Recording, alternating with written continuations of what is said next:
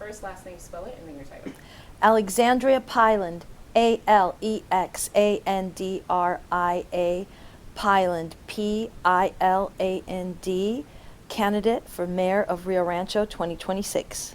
Awesome. Thank you so much. So, like I stated prior, we're less than 24 hours until the runoff tomorrow. What are your final thoughts? I'm feeling really good, really comfortable with the work that the team and I have put forth, and I'm really happy with the response that I've been receiving from the citizens in the city. So I'm feeling a little bit anxious because we want to see the results so we can move forward from there and start planning. But I think that we've put it all on the table. We've given it our all, and now we just wait. Just waiting for the final outcome. That's all we can do. Yes, right? yes. All right, cool. And what are your top two? I know there's many, but I always like to leave it to like at least the top two. Okay. There's always more than the rest, right? So what are your top two concerns to help improve Rio Rancho if you become mayor? Okay, the number one concern is to have a dialogue with the citizens of the city. That is, right now there's a monologue, there's information coming from the city council, the mayor's office, the city administration, and it's one way. And so a lot of times the citizens in the city don't know what we're doing, what's happening, what the city is doing on their behalf, and that's a big problem because people's perception is that the city is not working. That doesn't necessarily mean the city isn't working, but we need to be able to get input and we need to have access for people. So that's number one.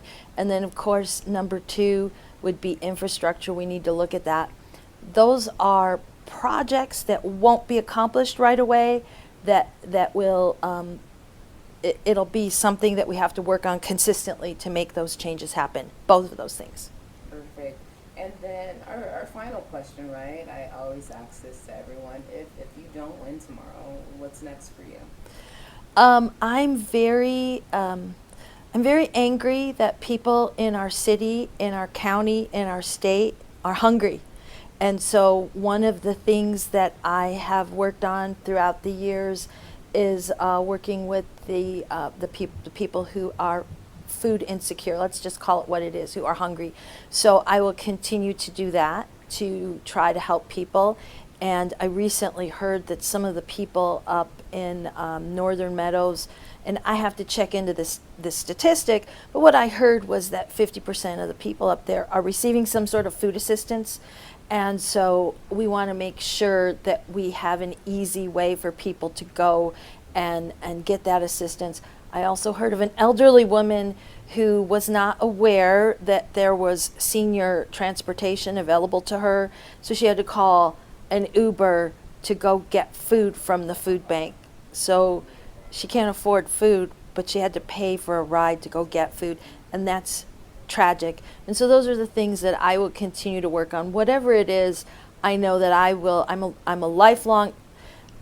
The rest of my life, I'm not a lifelong resident. I've only been there 30 years, but the rest of my life, I will be a citizen of this city, and I will work to make it better however I can. But my focus, to begin with, will be food insecurity.